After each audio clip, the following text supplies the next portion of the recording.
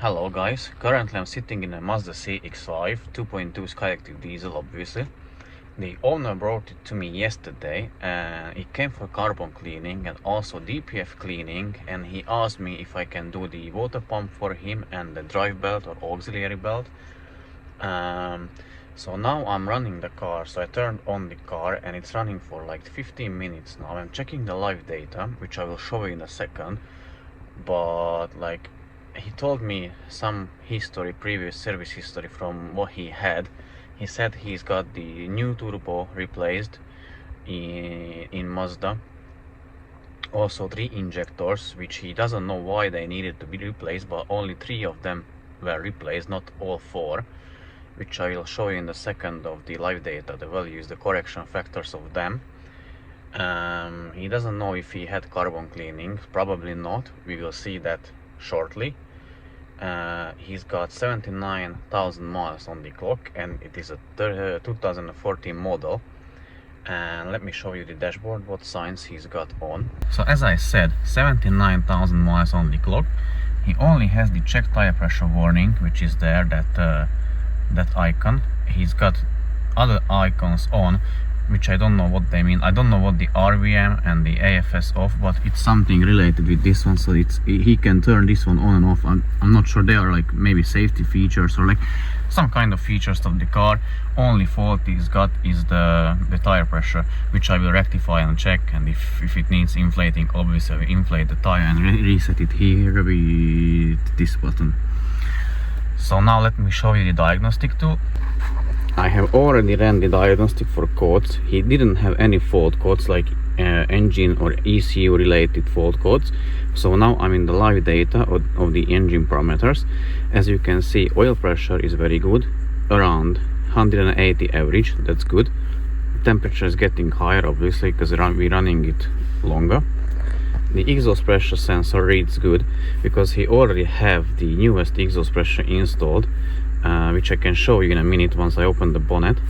The differential pressure of the exhaust is around 1 kPa, so that equals around 10 millibars, which again it's still okay, because obviously the lower the numbers the better, because that means it has lesser or or smaller resistance in the DPF. But those numbers seem very fine to me, so I cannot tell why.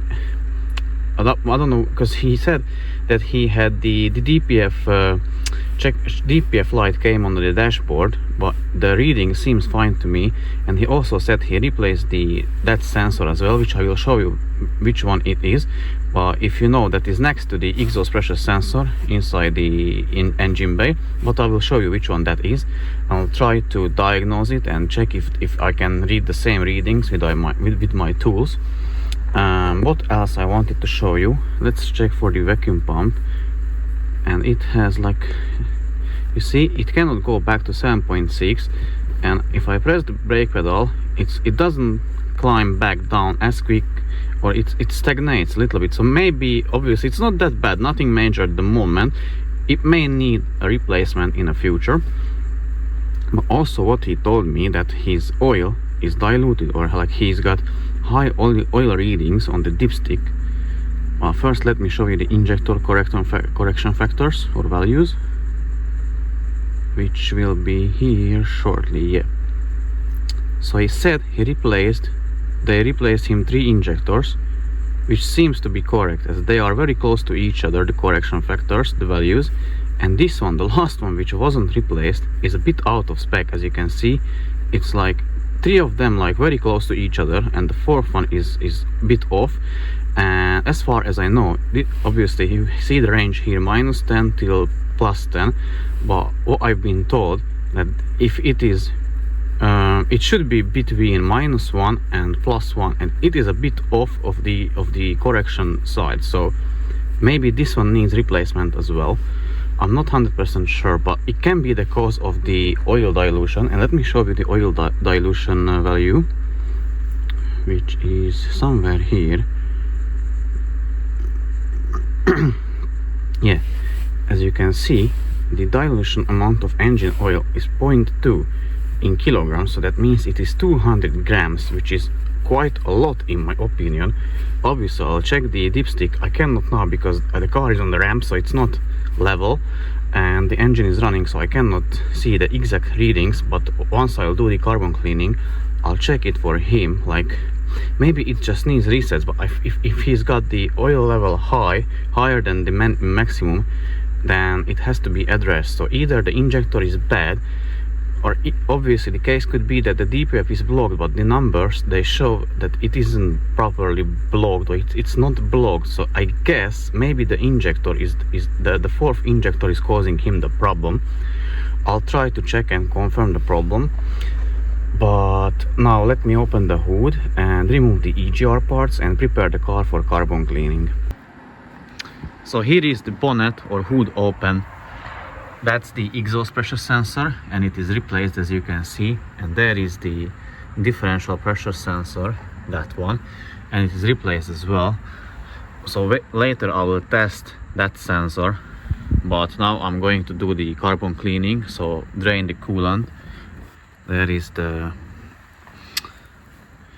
I don't know if you can see, I even can't see. Anyways, there is the tap which I can open and drain the coolant. The car is on the ramps already, and let me show you the injectors. So as you can see, it's not wet around as it's usually the case. So they've been definitely changed. The factors, the values, the correction values are good for them. So for first three, that one is a bit off. So they've been changed, I guess. Obviously, I think, because it was done in Mazda, so I think they replaced the washers, but obviously I cannot tell until I see them like visually, and I can confirm that was changed. Here is the drive belt. They are usually cracked quite early, as you can see, it's cracked already. So I'm going to change that one. The owner has it in the boot, so I'm going to change the drive belt. But now let me remove the intake parts, EGR parts. What you will see only when I will be removing the intake manifold and show you how that looks like after the 80,000 miles on this specific car. The intake manifold is removed. I couldn't record the removal itself because I'm on my own today and I needed both of my hands, but let me show you the ports.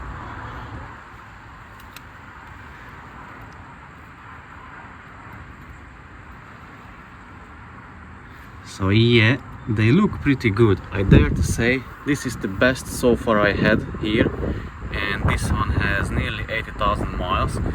Don't get me wrong, this one needs the cleaning as well, because like, you know, it's not normal, it's supposed to be clean, but the best one so far. So either was done something to it, I guess, like a carbon cleaning, like a chemical way or something, or I don't know, maybe like the owner drives it like for a longer distances. I got no idea. I'll ask and confirm with him, but this one looks the best so far. And let me show you the intake manifold.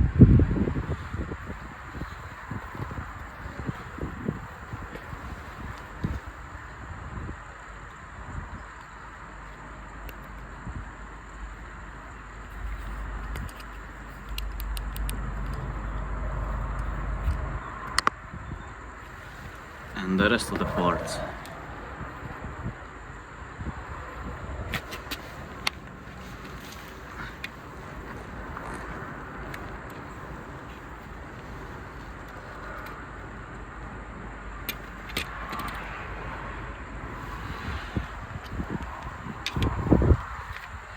Good morning guys, again. Here we are with the Mazda CX-5. I've done the job on this one yesterday and it turned out great, the best so far. Obviously I have to tell it was the easiest so far, but it turned out the best. I dare to say it's nearly as from the factory.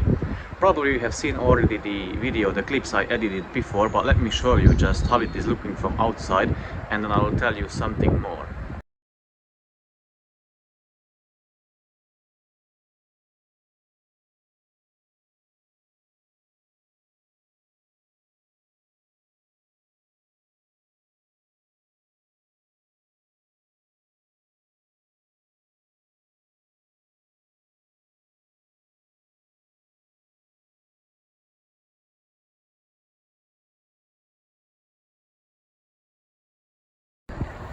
So here it is from the engine bay. it's amazing. Obviously you can see some still on the sides or on the surface. That will be just brushed off, but it's what's inside what matters.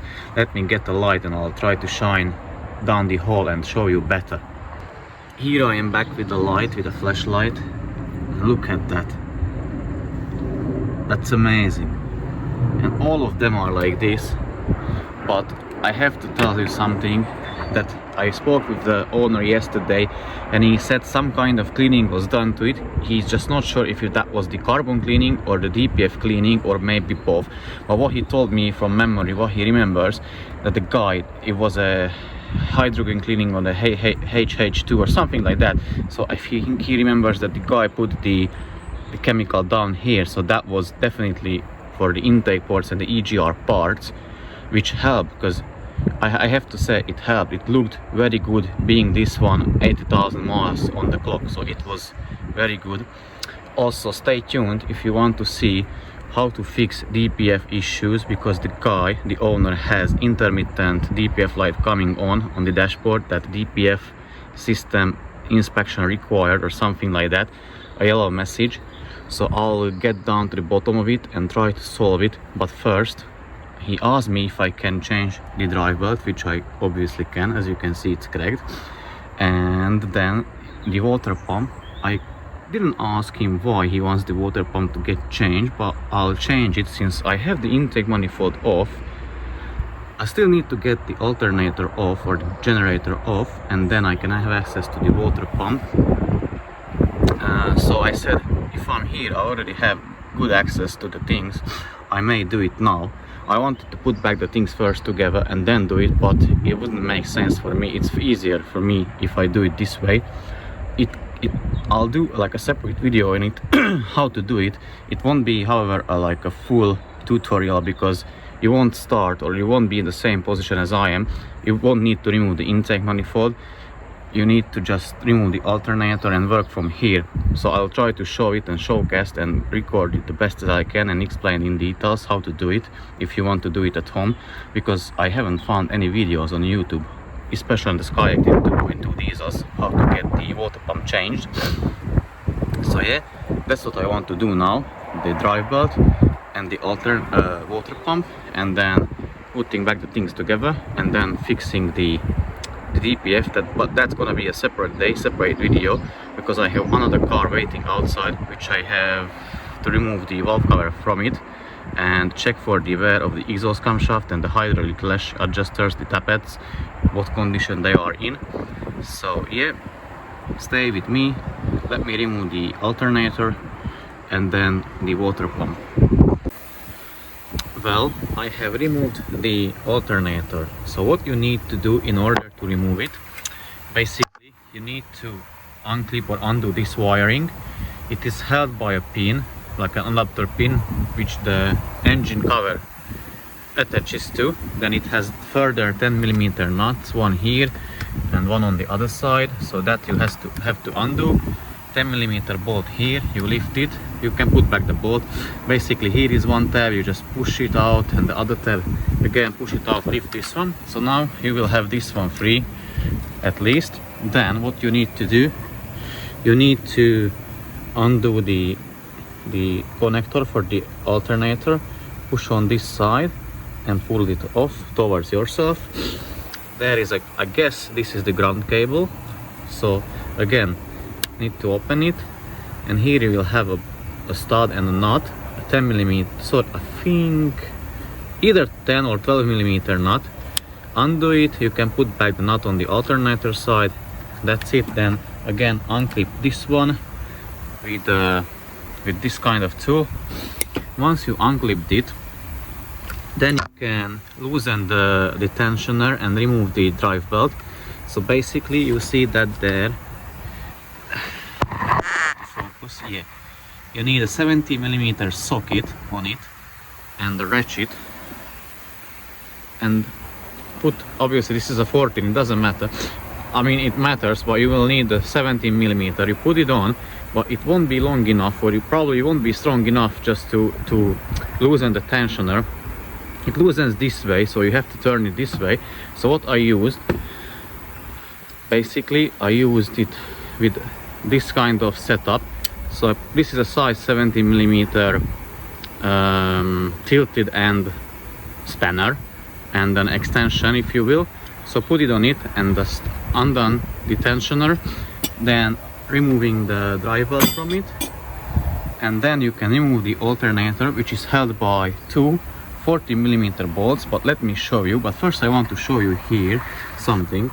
So see, there is the groove for the bottom bolt of the alternator, and there is the top. Here goes the top bolt of the alternator. So now that you know it, I'll show you how to remove it and what to do. So basically, the alternator is sitting inside the engine like this. Here is the connector, remove it. Here is the ground wire, remove it. Bottom bolt and top bolt. The top bolt is easy, you just remove it and slide it out, size 40 millimeter bolt. Bottom bolt, same situation, size 40 millimeter bolt. What you need to do, or what I've done, and what is in the manual as well, you slide it all the way out till it reaches the body frame. You remove the top bolt, you twist it out from its place, and then you start wiggling it, and you can just pull off towards yourself upwards the generator or alternator. So because as I showed you in the video, in the engine bay, there is a groove for the bolt. So it doesn't hold, even though the bolt is true to this, I don't know, tab, it won't hold it. So you can just pull it out from the engine. And now I'm going to remove the water pump itself. So it is held by 4 bolts from the top, which you may be able to see. The camera will zoom in there. So 1, 2, 3, 4, and 2 from the bottom. I guess they are size 10 from looking at them, but I will confirm that later and let you know. I will remove the tensioner because the owner has a pulley for the tensioner as well, so he wants me to get that changed, so I'm going to change that for him as well. Here is the tensioner removed. So basically how I did it, I undone 2 bolts, both of the bolts, top, bottom, 40 millimeter bolts, then removed first this one because I could like wiggle it this way and remove it. This is the longer bolt, the bottom one, so I removed it, and then I removed the top bolt and just slid off the tensioner. Here is where you put your socket or spanner, but you need to make sure that it because you see the gap here is like quite tight, quite narrow, so you need to have a very narrow spanner. I'll show you which I used this Z-neck type spanner, and it came off from there, as you can see. Here, top and the bottom bolt. Now I can remove the belt and then remove the water pump, feed back the new one, obviously drain the coolant before it. I already have it drained, so I may have a little bit of coolant still in the system, but not a lot. Anyways, put a bucket underneath it to catch the coolant, and then you can remove the water pump. The water pump is removed. Here is the gasket on it still, as you can see, and also on the engine block surface. So let me show you that. I'll need to get that one off from the engine surface.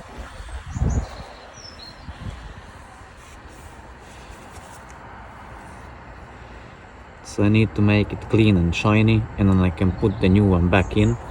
Here are the bolts. I have 3 shorts, 4 longer bolts. I'll try to edit the Mazda manual, how to put it back together, how to tighten them, the sequence, the order, and the torque specs, so that you can do it at home as well. But here, let me clean the surface and then put the new one back in and assemble the things back together, and then I can put this one back together and drive the car off from the ramps, because I need the space for the another one. Okay, water pump torque down in the order and to the torque specs, which is from 9 to 12 Newton meters. I chose 12 Newton meters for it, so I torqued all the bolts down to 12 Newton meters in the specified order, which I will edit here. Now I'm going to change the pulley, and then put them back together. The mating surface is cleaned and touched up and ready for assembling the things back together. I am still waiting for the intake manifold, for the ultrasonic bath to finish it cleaning, and I will clean it then manually a bit more, and then I can put the things back. I ordered tool for the alternator pulley so that I can change it, so I'm not going to put that one back together today. I will remove the belt and start the car up that way, but I don't think I will have the time for the another Mazda 6. I'll move this one out and park that here and start working on it from tomorrow morning, early morning. So unfortunately this one won't be finished today. As you can see, it is prepared for putting it back together, but the intake manifold is not as I want to be, so I'd say I'll rather leave it for another night soaked in, so to clean it better, because I still think I can do better and I want to give the maximum I can. So yeah, it won't be put back together, even though if I cleaned it from now it would take me another half an hour more, sorry, 1.5 hours more, just to put these one back together, and then I cannot start the Mazda 6, because that takes me 1 hour just to remove the bits, just to diagnose, to identify the issue, and it is 4 p.m. now, so unfortunately this has to wait till tomorrow. Put them back, the parts, start it up, move it outside the gates, and then I can bring the Mazda 6 here and start working on that one. So this was it for this video, and see you in the next one. Obviously the part 2 will be in the second video once I started it up and diagnosing the DPF, what to look for, what to check, how to solve it, how to fix the issue if you have it. So stay tuned for that one, and thanks for watching, and see you in the next one. Bye bye guys.